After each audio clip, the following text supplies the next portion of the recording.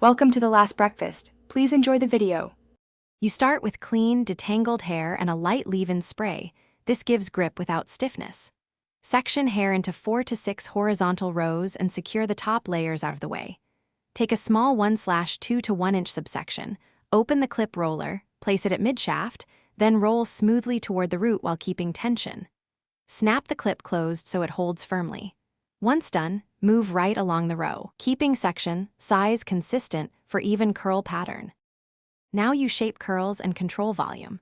Once a full row is clipped, alternate roller directions, some toward the face, some away to avoid a uniform barrel effect.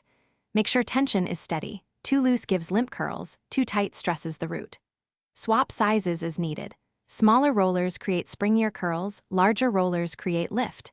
If heat is used, go low and even. If air drying, allow extra setting time. Make sure rollers sit flat and clips are seated under hair for balanced shape. Finish by letting curls cool completely.